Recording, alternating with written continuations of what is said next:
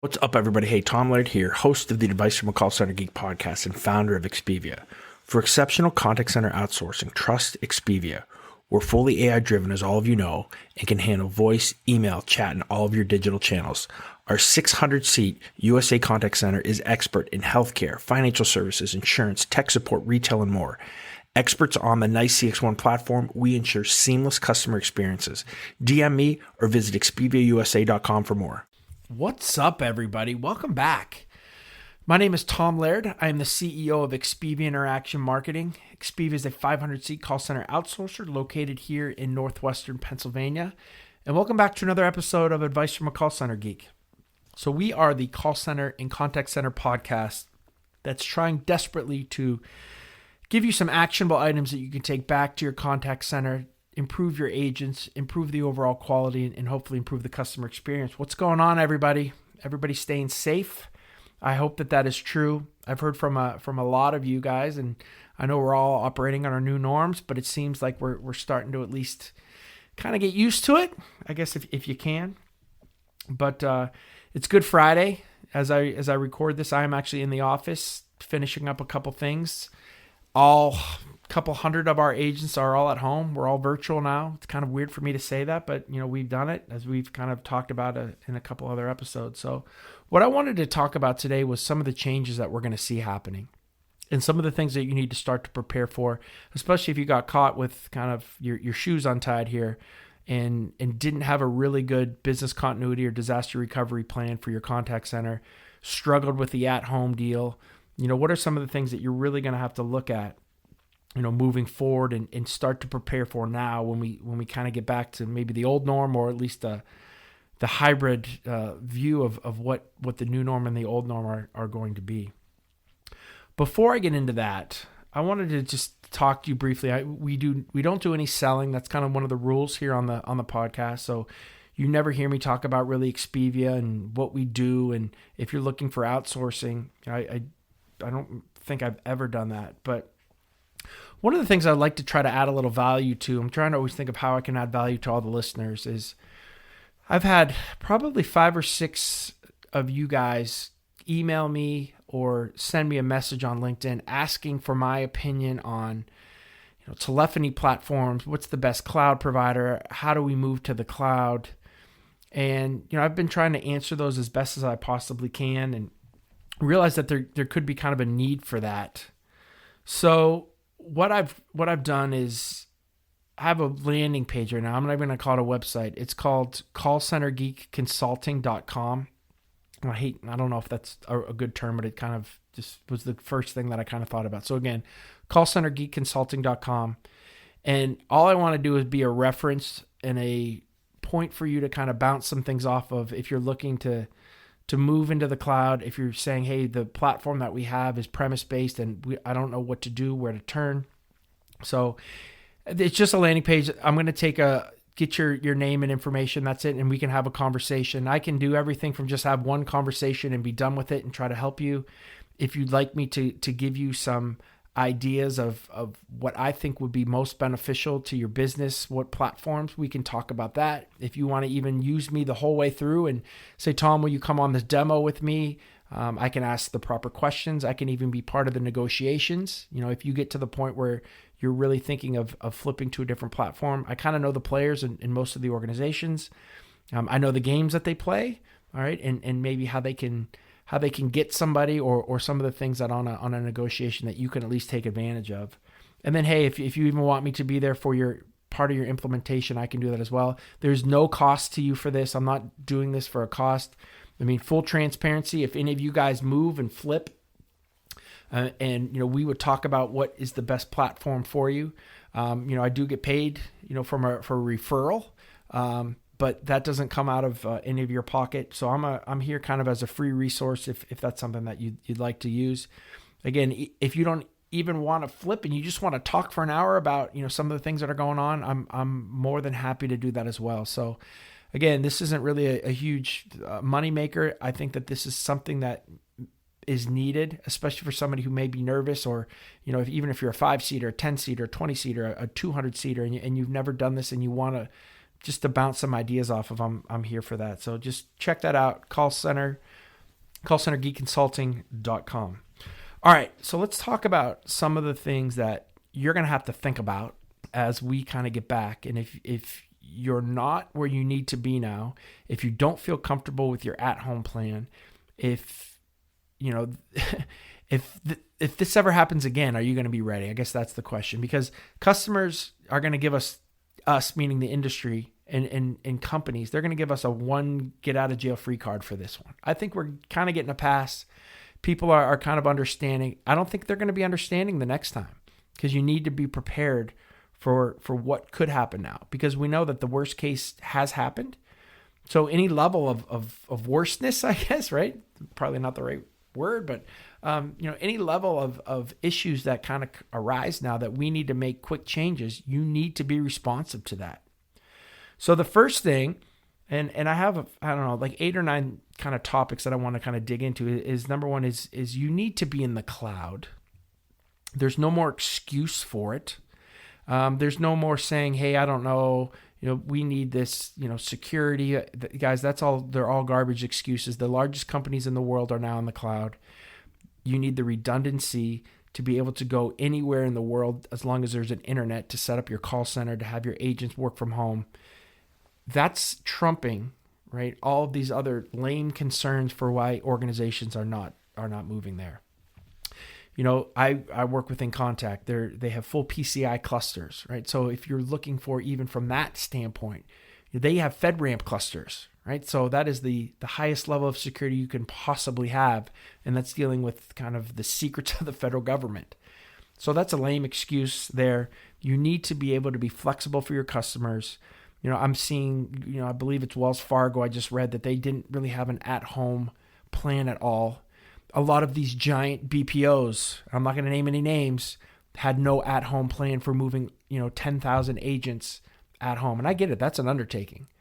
But at least you need to have the telephony platform piece in there that gives you the redundancy to work on-premise, brick and mortar, or virtual.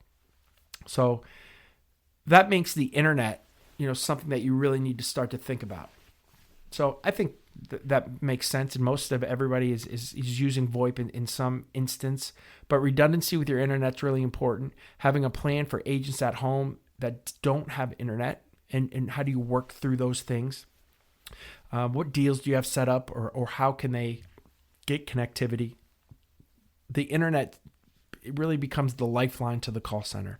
And it's been that way for a while, but I think it's taking a larger impact as well. And I think once we see 5G kind of roll out too, there's going to be some things that we're going to be able to connect to from that standpoint that's going to make this even easier. But number one, you need to be in the cloud, period.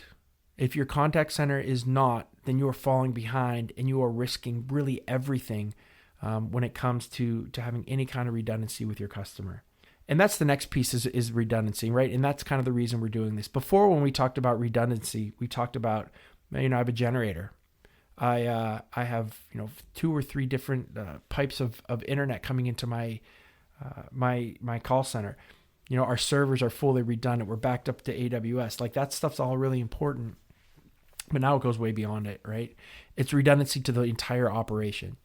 And that leads to the next thing of having a legitimate, a real legit, and listen, I did not, right? We failed in having a disaster recovery plan. We had a plan, and I thought it could be doable, but, really going through the practice and the rollout of a disaster recovery plan and working through some of that, as having kind of an emergency fire drill. Those things are so vitally important. Now, you can't get caught. So disaster recovery, business continuity takes a whole nother huge step forward. And if you are a BPO, if you're listening to this, and I know there's a lot of BPOs in the Philippines and India, in South America that are listening to this, every single RFP that you're going to see, there's going to be huge sections now on business continuity and disaster recovery.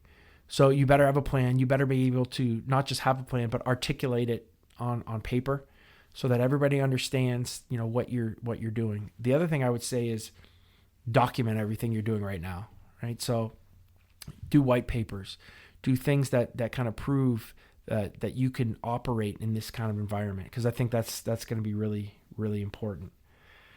The other thing that I think you need to start looking at is optimizing for technology when it comes to the call center. So what I mean by that is tools like speech analytics, and you guys know I'm a huge fan of it, huge advocate of it, use it here and use it daily.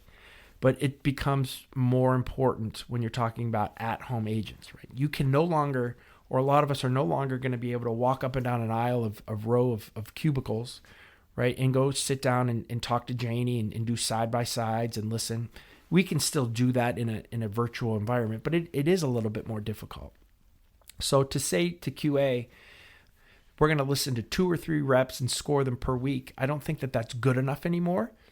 There's too many variables that happen at home. And again, I was not an at-home advocate before this. I was a brick and mortar person for all the things that I'm about to say here. Now, that's no longer an excuse, right? I can't use that as an excuse of why we're brick and mortar. I have to figure out, and you have to figure out how to operate differently. And you can't be just stubborn and say, well, that doesn't work. And one of the things that helps with this is speech analytics. So again, remember all the different variables people have now at home, right? So they're at home. There's kids that are there. There's pets. There's other people walking through the room. So we have to make sure that we're listening, we're monitoring even more than we did when we were here. And with speech analytics, you can actually listen to 100% of the conversations. I'm doing air quotes. Listen to 100% of the conversation and start to see trends that are happening with reps. And you can pull certain things that are being said, right? So you don't have to constantly be on the phone listening and trying to catch them at the time. So speech analytics is really important, and that's going to roll right to QA takes a bigger impact.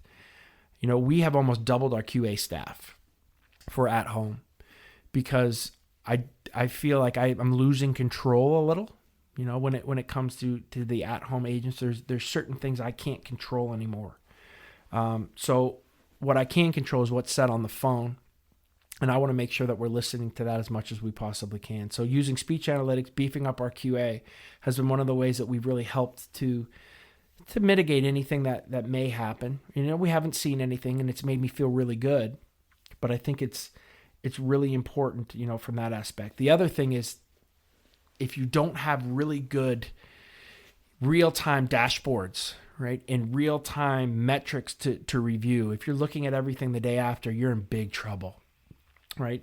So most everybody who has any kind of PBX, who has a cloud platform, has some type of real-time dashboard, but start to live, eat, and breathe those things, right? Because that's what's telling you what's going on. You can't walk again and see that Susie's unavailable.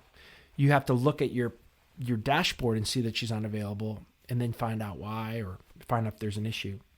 So take a look at your dashboards, make sure that they're set up and they're optimized for real time. The historical stuff on your dashboards really shouldn't be there at this point.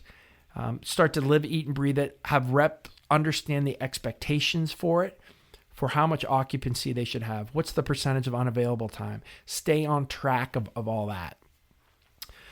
The other thing is rep engagement, right? So while reps say they love working from home, right, there's a lot of them that, it's lonely and it's kind of boring. Right? They liked the camaraderie. They liked some of the crosstalk that happened in a call center environment. There was a lot of people. There was activity. There were games that were going on.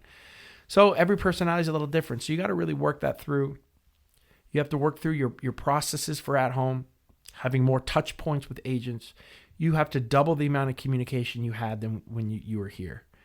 Right? And that's one-on-one communication. So whether that is just making phone calls to them, whether it's VoIP phone calls, whether it's video chats, whether it's just sending an IM, you have to be in constant communication. You have to think that through more than what you did and how you operated when you were here in the contact center world.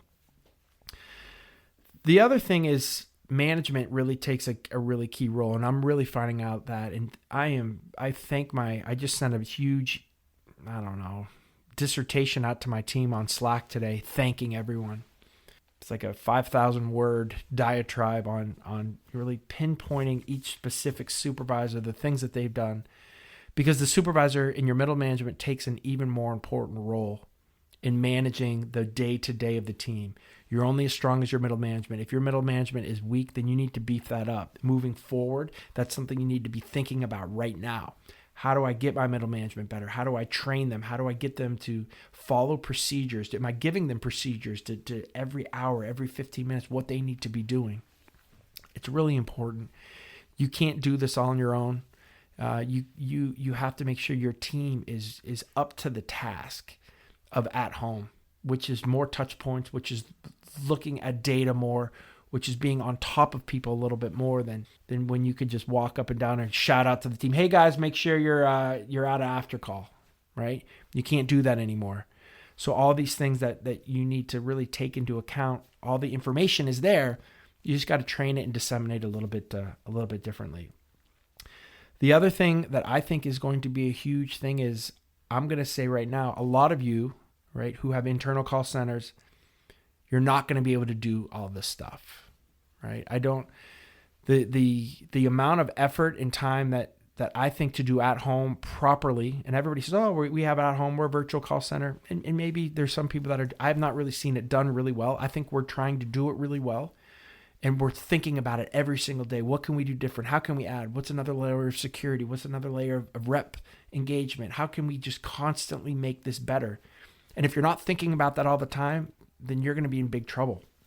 And many of you internal guys, you have your own jobs, right? The company is not a call center. The company does a service. The company makes a product, right? And you've heard this has been one of the, BS lines that all outsourcers uses, let us worry about your customers, right? While you worry about your product.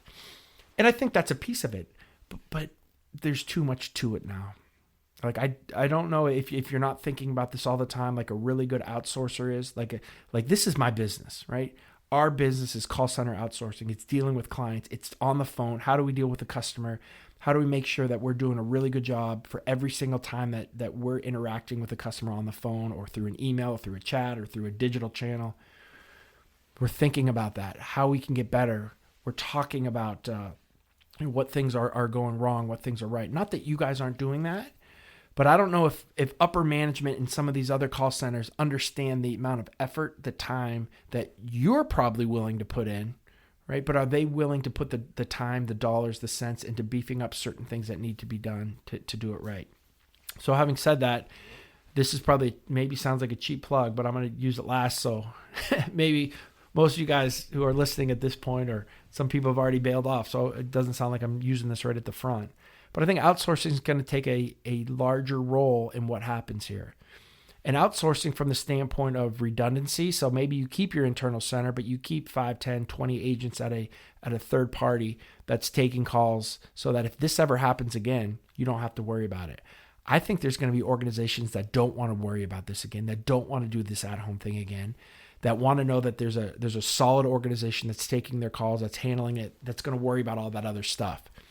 And I think there's value to that. Like, I think I'm in a good place here as an outsourcer, because I think we're providing an awesome service and awesome value, and we take some pain points away and some frustration points and some scary things away from a customer who maybe doesn't do call center and can't do it well and doesn't have a plan to go out to go at home.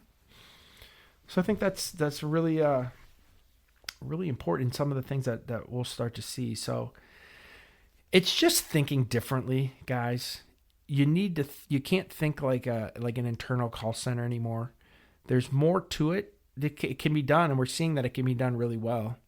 But if you have really solid middle management, if you have a lot of things in place from a policies and procedures aspect, this can be done. It can be done pretty well. I mean, I'm no longer going to say I'm a brick and mortar call center. I'm going to say I'm a hybrid, right? So that means I'm going to always have clients that are going to want, some type of level of security, maybe more of our credit card, financial services, that they're going to do this brick and mortar under the lock and key, under the PCI compliant, that whole thing.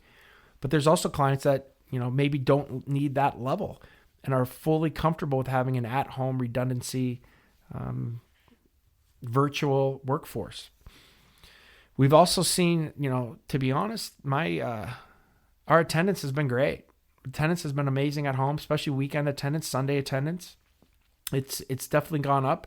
I don't have the actual numbers, but I'd say it's 10 to 15% up from our attendance never was really bad, but it's really, really good now. I mean, it's literally in the whole organization, like 3 or 4 people a day that are calling off over all these different hundreds of reps. So that's like, it's less than 1%, 2%. It's crazy. When we were in that 10 to 15, when we were doing everything here. So there's something to be said for this. It's opened my eyes. It has changed how I think about, really what is possible, what can be done, and really what should be done to benefit the agent, to benefit the customer, to benefit the client. So those are some of my thoughts of where you need to be looking. And as we kind of get out of this muck, hopefully, you guys can start to operate a little bit differently and prepare yourself for some of the changes that will be the new norm. This is probably it's weird to say the new norm, but it's the new norm for the short term, but our kind of long-term new norm. So again, guys, that's what I have for you today. Go on the website, our Facebook page, Advice from a Call Center Geek. Start some conversations there. There's some really good stuff that's cooking there.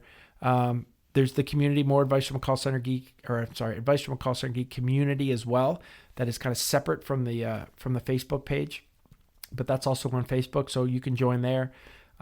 Hit me up on LinkedIn. I'd love to talk with you. Follow me on LinkedIn if you're not. Trying to post at least 15 to 20 times a day on different call center topics.